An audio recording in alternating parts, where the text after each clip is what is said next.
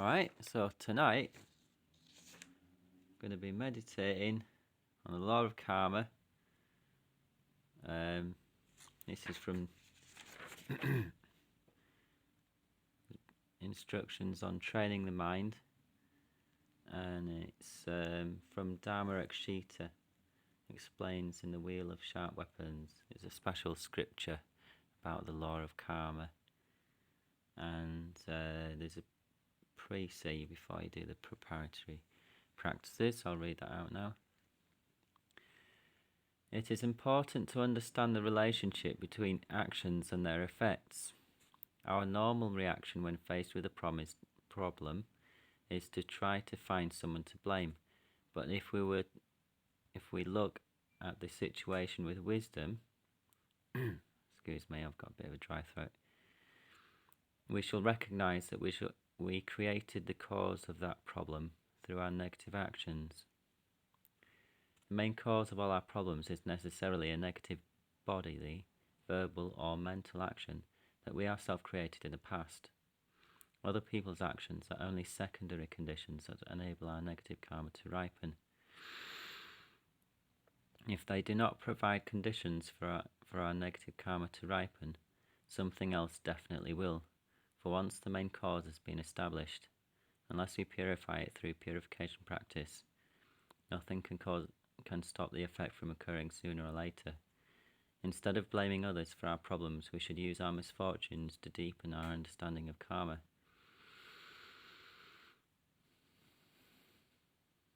So this is really about training the mind when difficulties arise in our life. It's to use that to gain a deeper insight into the law of karma, and therefore to understand where our suffering is coming from. Because originally our suffering comes from our own mind. And if we've committed negative bodily, verbal or mental actions, then these will later ripen as negative experiences, and the conditions for delusions will arise. This is why we suffer. We have delusions, deeply ingrained negative patterns within our consciousness. So when something horrible happens, when a big problem happens, then we can train our mind to accept that this is our karma that's ripening, good or bad. It's not to judge, it's simply to know that it's arisen from a cause. So it doesn't reflect badly or it doesn't reflect good on us, it doesn't reflect badly on us at all. It's just simply a ripening of karma. Therefore there's no guilt involved, no hatred towards oneself, and no blaming others. We simply accept that negative karma ripens. When I remember that it is my karma ripening, immediately it prevents any thoughts of imagining saying a spiteful word or some kind of crazy thought of revenge. As soon as I remember karma, I also think, I need to keep a peaceful mind. This is a delusion. But when I remember the karma, I realise it's stupid to be angry at another person. So I have stupid minds. Doesn't matter how much you study Dharma, how much you know, it doesn't matter at all. I've got stupid minds, stupid delusions. It's not me, but I have them. I have to take responsibility.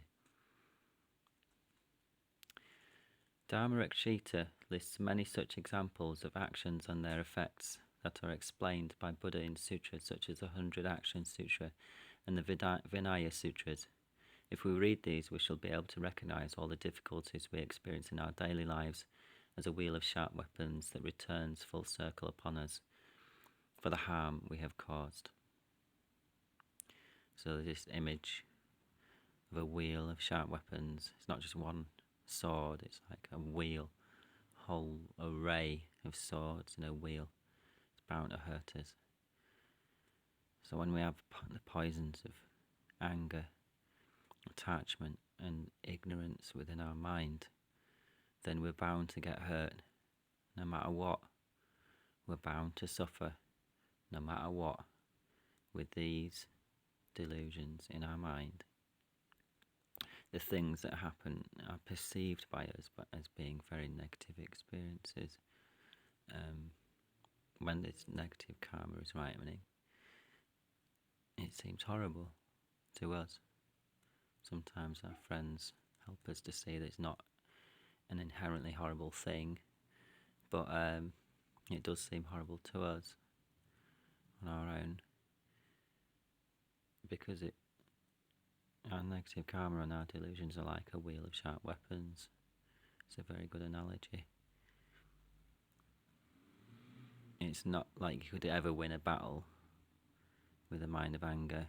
You're always going to be the loser. It's like that. You can never handle a wheel of sharp weapons. It's just gonna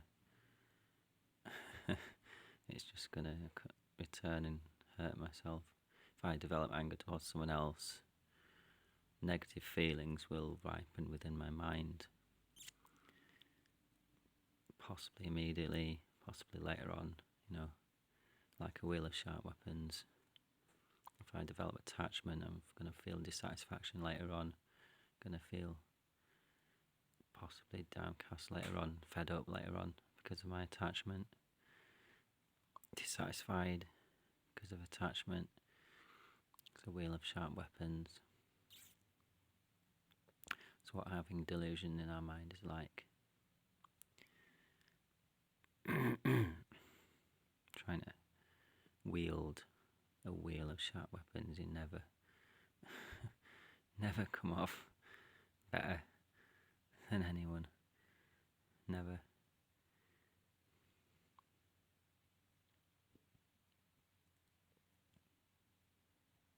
Alright, so if you pause and then we'll read through a bit of the contemplation. But you'll need to find this in Transform Your Life or 8 Steps to Happiness. I think it's on transforming. I think it's from Transforming Adverse Conditions. So, yeah, you can read the book and fill in the gaps, right? So I'm not going to read all of it. So pause now, do your preparatory practices, and then we'll come back for the contemplation. Okay, so Dharmarakshita explains in Wheel of Sharp Weapons, all the difficulties we experience in this life are the result of negative actions we committed in previous lives or earlier in this life. If we find it difficult to fulfill our wishes, it is because we interfered with other people's relationships. Right, so I've mixed this with some of the instructions from Joyful Path about the 10 non-virtuous actions, right? So, slander, 1, the object must be 2 or more people. This is a definition of the 10 non-virtuous actions, one at a time. It's like a dependent relationship, all the parts of that non-virtuous action. 1, the object must be 2 or more people. 2, our intention must be to cause disunity between these people. 3, the action is to exert effort in spreading rumours, sowing doubt and so forth. 4, the full completion of this action occurs when our slanderous statements are heard by others, and as a result disharmony between them either arises or increases. Slander relates to if we find it difficult to fulfill our wishes, it is because we interfered with other people's relationships. So slander is one way you can do that. Yeah. Again, Dharmarakshita. If we cannot find trustworthy friends, it is because we deceived people. On virtuous action, lying. 1. The object can be any other person. 2. Our intention must be to distort the truth by claiming that something is true while it is actually untrue, and so forth. 3. The action is to utter a falsehood, or even to mislead by means of bodily actions. 4. The full completion of this action occurs when the full untruth is accepted by the object as being true.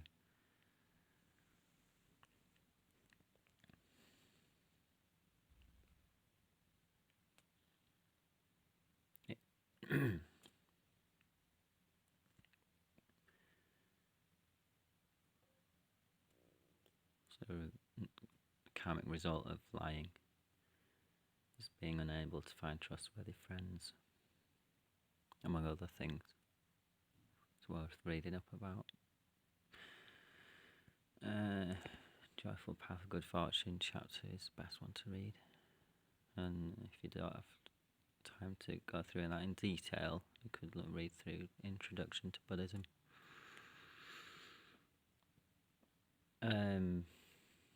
If our body is racked with sickness, it is because we inflicted physical pain on others. Every time something like this comes up, we can patiently, happily accept this is just the ripening of my negative karma. It's teaching me about the law of karma. It's helping me to develop a wish to attain liberation from samsara and to purify my negative karma and to practice patience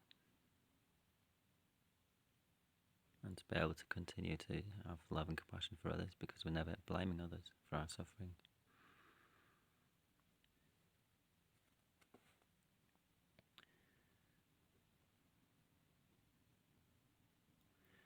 If people find it unattractive, it is because we were frequently angry with others. Ill will, negative 1 of the 10. Non-virtuous actions are otherwise known as malice, the mind of malice, mental negative action. 1. The object can be any other person. 2. Our intention must be to kill or otherwise harm that person. Oh, it's slightly different from malice and a mental action. 3. The action is to make plans for the accomplishment of that aim. 4. The full completion of this action is to fail to see how it is non-virtuous. Even just to think about, just to fantasize about doing something nasty to someone, that's negative karma. That will ripen. The mind is more powerful than we think.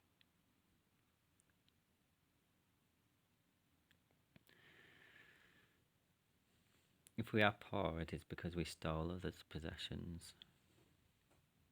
Non-virtuous action, stealing. 1. The object of stealing is anything that does not belong to us and has not been given freely to us. 2. Our intention must be the desire to possess that object. 3. The action involves removing that object by including fraud, cheating, and so forth. 4. The full completion of this action is to regard the stolen object as our own.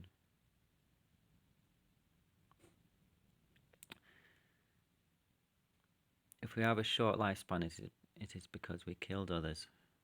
So this doesn't mean that we murdered another human being necessarily. It could be it killed insects.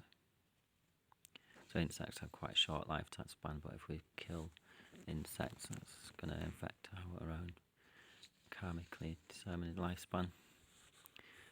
Or we may have killed animals in the past. Excuse me. Alright, excuse me, yeah. Continuing. By training our mind to recognize the spiritual lessons in all our experiences, we can come to view everyone and everything as our spiritual teacher, and we can turn any and every situation to our advantage. This is a very important understanding, for it means that no experience is ever wasted. The time we spend listening to Dharma teachings or reading Dharma books is usually quite limited, but if we can recognize the Dharma lessons in everyday life, we shall always be in the presence of our spiritual guide.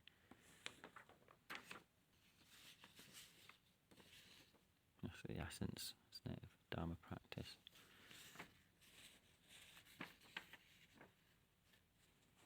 Whether we've got a long time to study and meditate, or if we don't, if we're just very busy in daily life, we can always do this practice.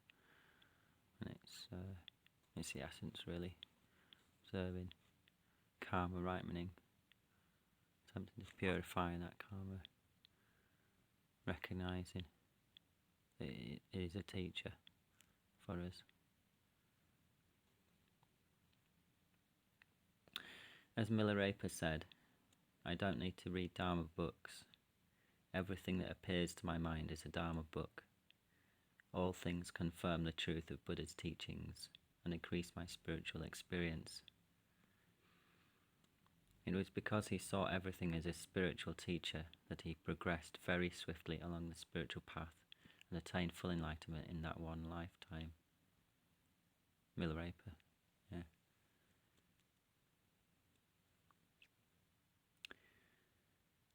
Enhancing cherishing love continued.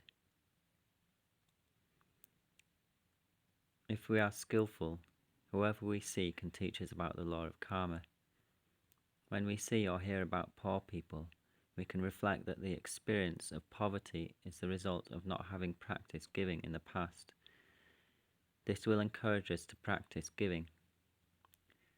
When we see animals, we can think that they have taken lower rebirth because they did not practice moral discipline, and are thus teaching me that I must observe pure moral discipline now. In a similar way, those suffering from anger are teaching me how important it is to practice patience. And all those trapped in the prison of samsara are teaching me that I must abandon my laziness and apply great effort to attain permanent cessation of samsaric rebirth and help everyone else do the same. So that pretty much just catches all living beings, doesn't it? Having compassion for others. Realising that we need to show the example of just practicing the path to liberation. It's the best way to help other people. The Lamrim teachings explain that the function of a Buddha is to reveal holy Dharma and bestow blessings. Because our spiritual guide performs these functions, from our point of view, he or she is a Buddha. In a similar way, for a qualified Lojong practitioner, all living beings are our spiritual teachers, and all situations are Dharma lessons. So instead of kind of being a narrow kind of religious training, I'm not, you can't dismiss that at all. The Lamrim teachings is a central path to liberation and enlightenment. It's the stages of path to enlightenment, so we need to rely upon our spiritual guide, and we need to rely upon each stage of the path, of course we do. But we can broaden our experience with these Lojong teachings, training the mind.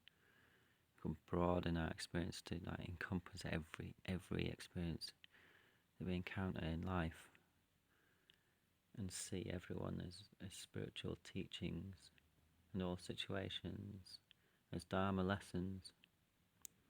So these are very special qualities, these instructions on training the mind. So please read How to Transform Your Life and the new 8 Steps to Happiness.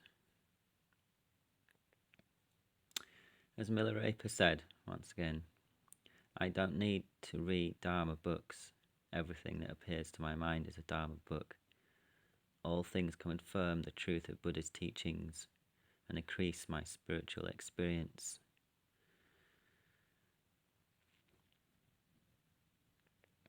If we see everything as our spiritual teacher, we can progress very swiftly along the spiritual path and attain full enlightenment in one lifetime.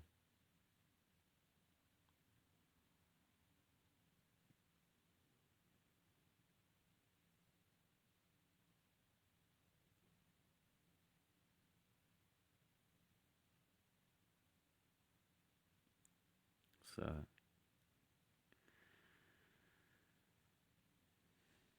for our placement meditation, focus on the view, the Lojong practitioner view, that all living beings are our spiritual teachers and all situations are Dharma lessons.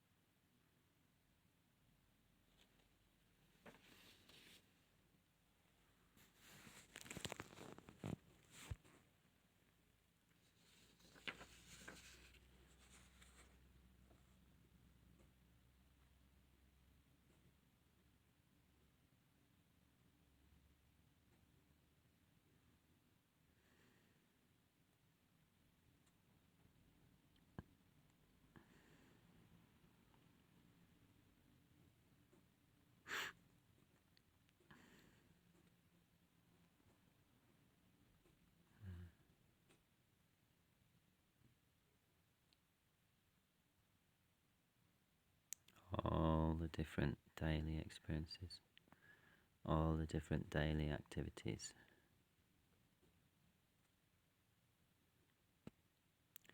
are Dharma lessons. We're only going to leave everything behind when we die anyway. Why be concerned about worldly things? Instead, use these ripening phenomena to realize the Dharma lessons in everyday life, cause and effect, and what I must do on a spiritual path.